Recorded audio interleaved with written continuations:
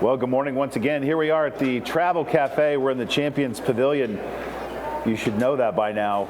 We are having such a great time. Doors opened just a few hours ago. People are flooding in.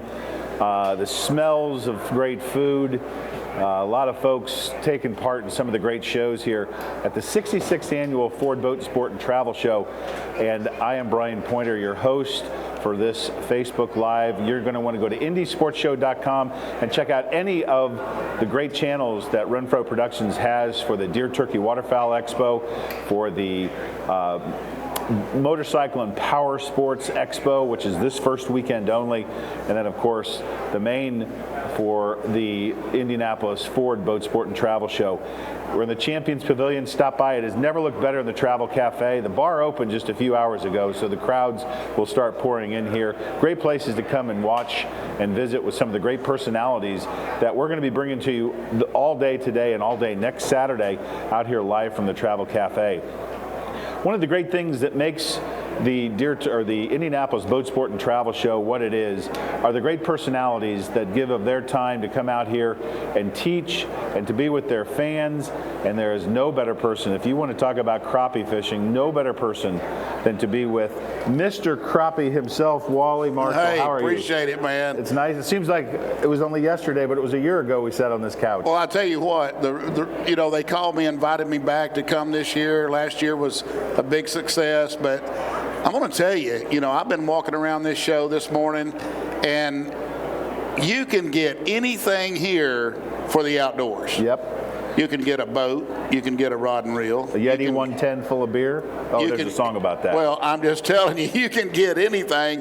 But all these destinations, over here that you can go to, a lot of great fishing places like Blue Bank Resort at Reelfoot Lake in Tennessee. Billy Blakely, one of my favorites. Yeah, Billy's here. All of those guys, they're just amazing.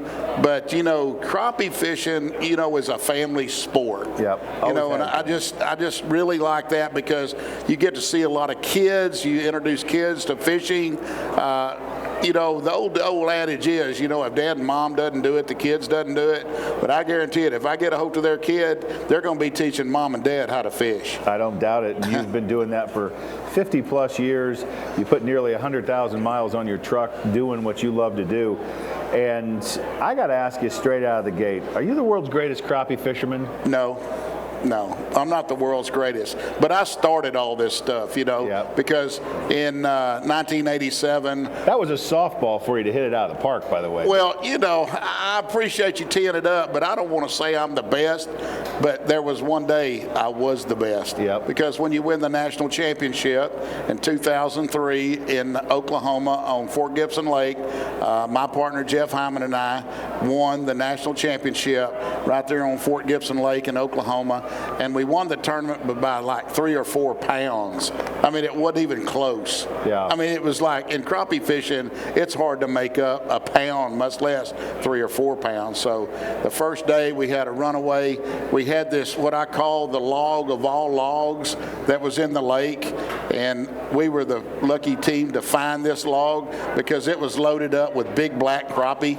And it didn't take long. We would just pitch at that log and just catch them. In about 20 minutes, we had our limit.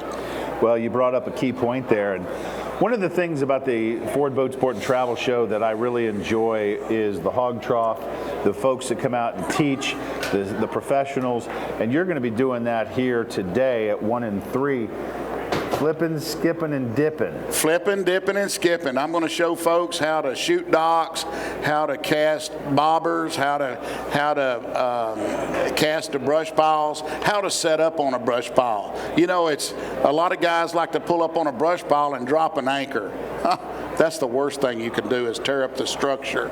And so by staying off of those brush piles and casting to them, how to find them, what to look for, where crappies hide out, It was kind of funny a few years ago, well, many years ago, this guy hired me that won the lottery in Texas. And so he won the real lottery in Texas, and he had a place on Lake Fork, and he wanted to show me wanted me to take him crappie fishing so he could have some fun, And so we were sitting there in the parking lot. It was kind of drizzling rain, and he goes, when's the last time you fished on Lake Fork? And I said, about 5 years ago. He said, I'm paying you to take me fishing, and you ain't been here in 5 years. And I said, buddy, they're still in the same spot. You know, that's the beautiful thing. You brought up this point earlier. Crappie fishing has always been a family sport. When you go to these fishing derbies, the fishing weekends, the tournaments, there's always a family event. I know that's something really important to you, because you even talked about, if you give me your kid, I'll make sure that that person's going to go back and teach his parents how to fish. Oh, yeah, and especially in crappie fishing tournaments today, I see a lot of husband and wife teams. You know, we have several of those on my pro staff. Beth and Danny Williamson out of Georgia. We also got Mike and Deborah Gore, and they are competitive. I'm talking about, and I got a note this year after my Crappie Expo down in Arkansas. We'll get to that. That's good. Well, I'm just saying that this guy sent me a letter going, my wife said, honey, we ought to start fishing some of them tournaments. And he said, we went out and got a boat, we got all the crappie stuff to go with it, and now we're catching crappie and entered our first tournament. And it's just making that impact on the people that has never fished. Right. That's the deal. People that have never fished, that's what crappie fishing is all about. Well, you're a good Southern boy raised in Texas. You brought some of your fans here that you grew up with, sitting out here in the Travel Cafe. You didn't just fall into the boat. You know, this was something you've been doing for a long, long time. Right. You made your vocation your vacation. One of the things that I always enjoy about Mr. Crappie, that would be you, is your effort, your persistence, never give up. You have some great quotes that you like to say, and that's a real part of your 50-plus year success. In the first TV show that I ever did with Barry Stokes Outdoor Trails down in Texas, we were wade fishing out of float tubes and waders, and he was going, man, how are you catching these fish? And I said, man, you just got to be persistent, you know. And I told him, I said, how come you didn't fish that over there? And he goes, I did fish it. And I went over there and got where he was fishing, and I pulled one out, and he goes, man, you're so persistent. You just got to be into it. You just got to think that the next time you drop that lure in the water, you're going to catch a big one. Well, speaking of persistence and the next lure in the water, you've got a brand new shooter pole here. And as you already said, it's not just about dropping a jig over the side of a boat. Right. You teach a technique that's pretty common in crappie fishing. Tell us about that. Right. I didn't come up with the technique or anything. A lot of the guys out east, you know, in the Carolinas and Georgia and areas, they do a technique called shooting docks back in the day. Show us how that works. Well, anyway, what you're going to do is you're going to take your rod and reel, and you get your line, you put your line, we don't have no line on here, but you put your line on your trigger finger and just hold it, and you grab the lure with your thumb and index finger here, and you're going to load the rod up like a bow and arrow. So your rod will be bent over like this. Then when you let go of your trigger finger and your thumb and index finger at the same time, let the lure go, and the line will catapult the lure under a dock, because the reason I like dock fishing is because docks provide the #1 structure for all game fish, and that's shade. Yeah. Shade, and more shade will catch you more crappie. That's always been one of your mantras, and that's what you're going to be teaching, flipping, skipping, and dipping, and that's what it's all about. You just showed it here. Right. Shooting those docks, shade, structure, all important. Yeah, it's crappie fishing is tough, okay? It's not an easy game, okay?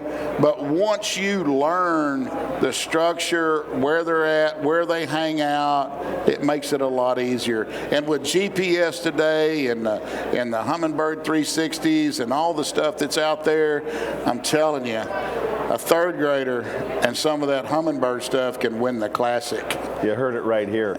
So I got to ask a question, because, you know, it's not always been easy. You've had a 50-year career.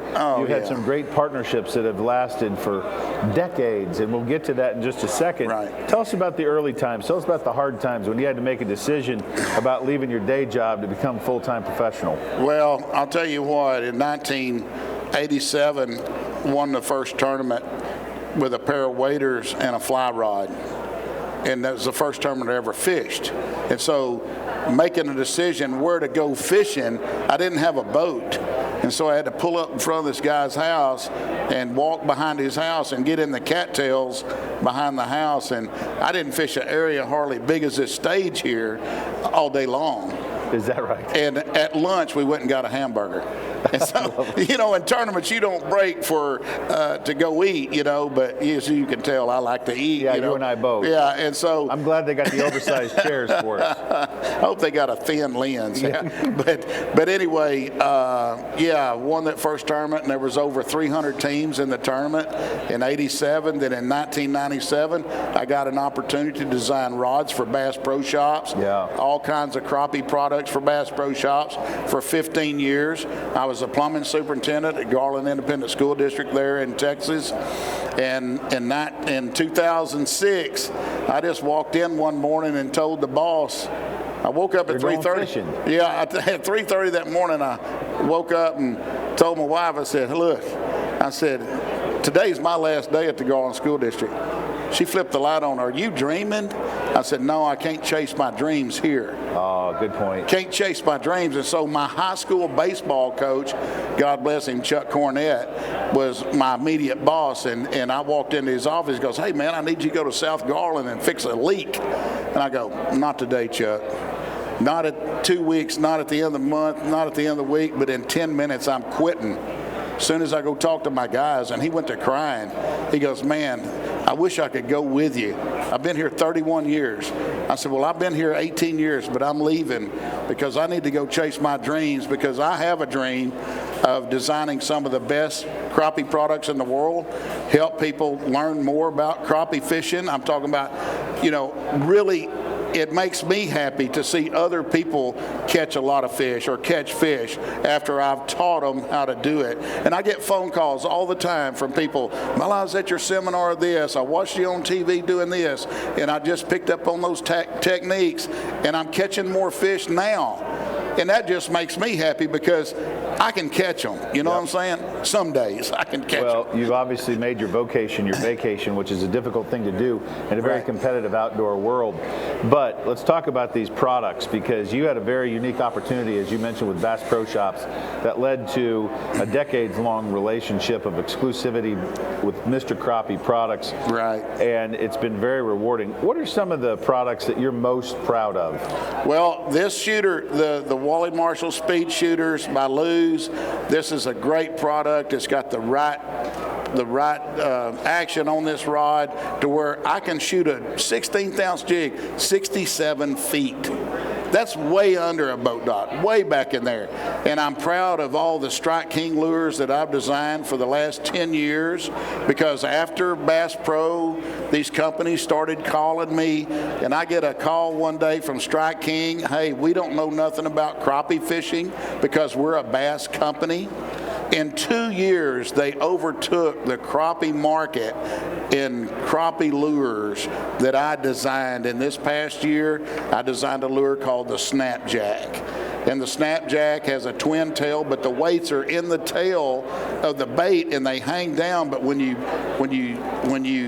cast it and retrieve it, it splits, they start kicking, and when you vertical jig it, man, it just goes crazy because all of the weight is in the end of the tail. Isn't everything that's needed already been created? How do you get creative every year?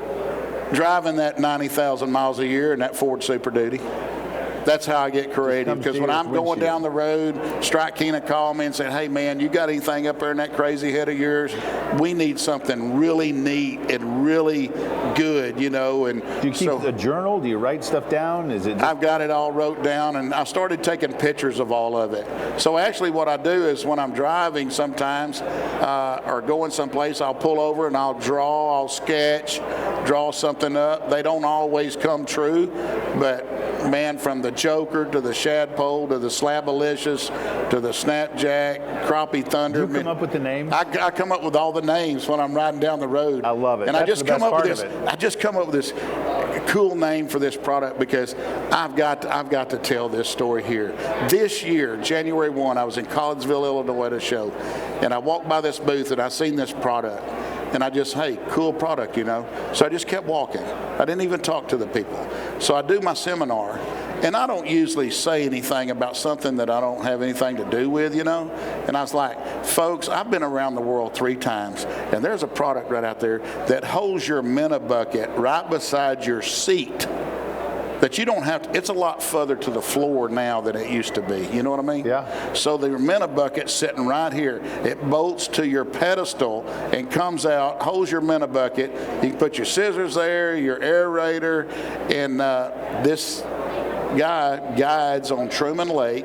Joey, he guides, Jelinek guides on that lake, and his son, 23 years old, was All-State Missouri baseball and football, quit college after a couple of years of sports, and designed this product. And they came to me and said, hey, we need your Mr. Crappie brand on our product. So with all the stuff that you've created, all those miles every year, 50 plus years, does it get old?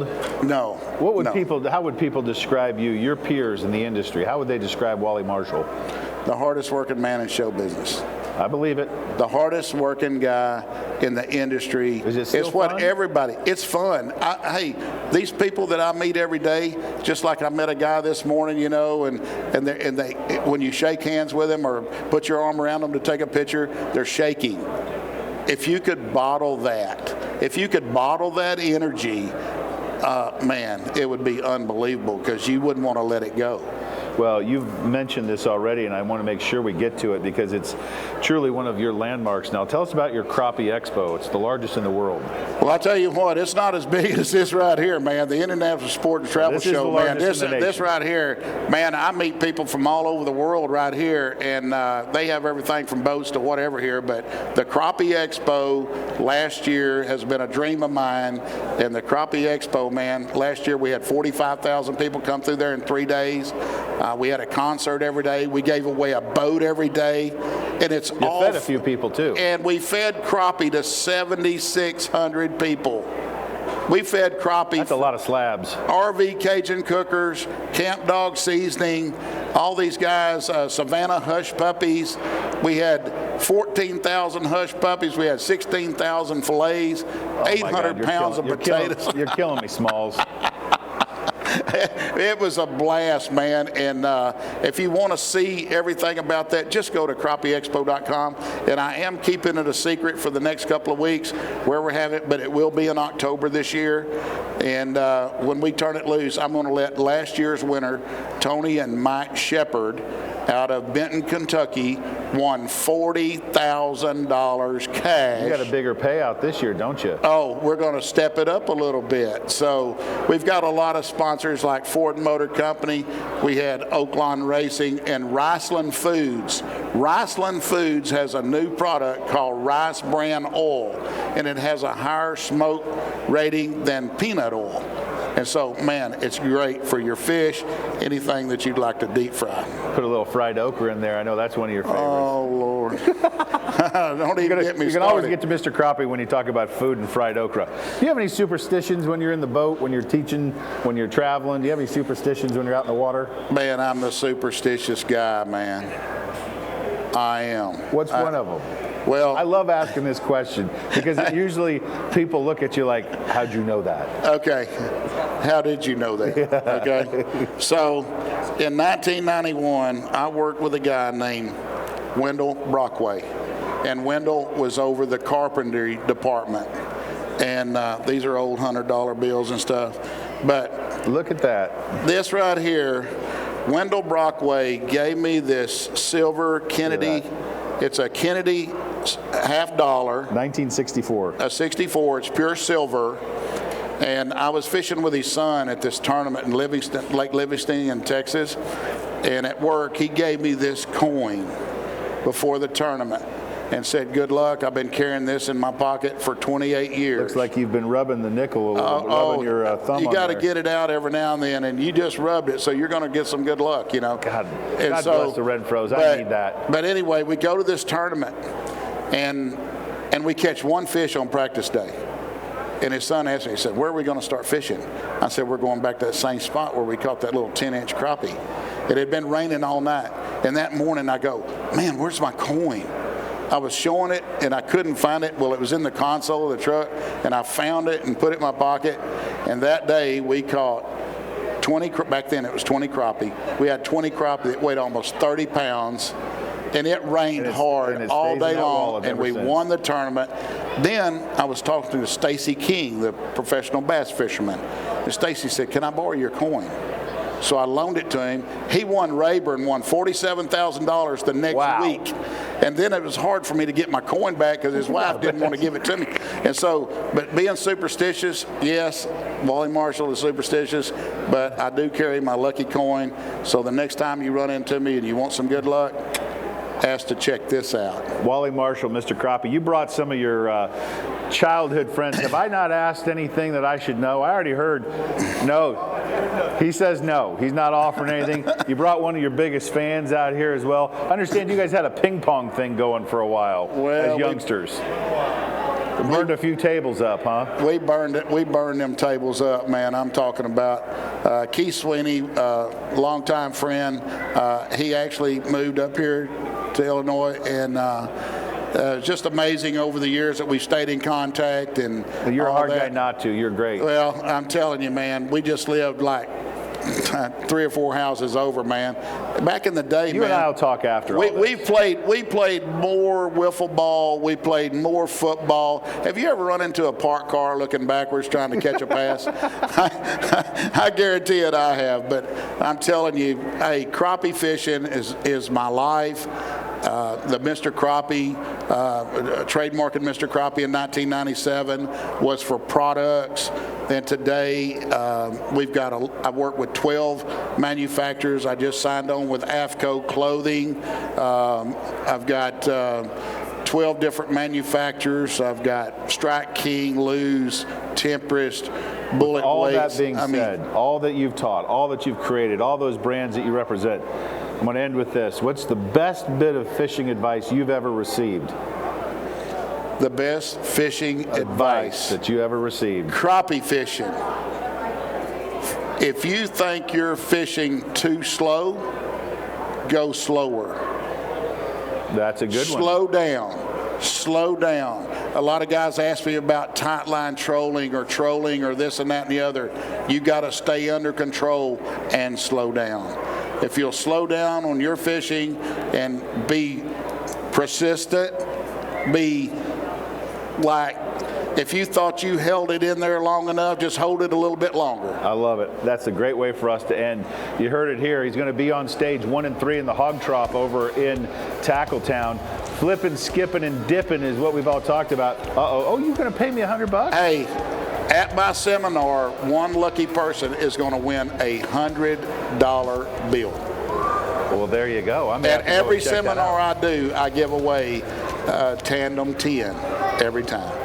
I love it. I don't know what else you got in that wallet. I'm afraid we don't have enough time for all that, but you heard about his lucky coins, his superstitions, all the great products. This is what the Indianapolis Ford Boat Sport and Travel Show is all about, 66th annual. You're going to find a group of like-minded people, whether you hunt, fish, camp, do something in the outdoors, want to go to a great resort, just come to the Travel Cafe and have a great cocktail. I still love this bar over here. It's made out of an Airstream. You got to check this out. It's all here for you. We're going to be here all day long. We're going to be here next week as well. Come out and join us. Go to IndySportsShow.com. Click on any of the Renfro family productions for YouTube or Facebook. Yes, sir. Close one other thing. I would like to give a special thanks to Kevin Renfro. He put on the best shows in the country. I would echo that, and that's why we're out here, because we want to make sure everybody has an opportunity. Whether you physically are here or not, you get to hear great guys like Wally Marshall. We're going to be back. We're going to find out what it means to be a glamp fitter. What in the world is that? We're going to find out next hour. Join us then.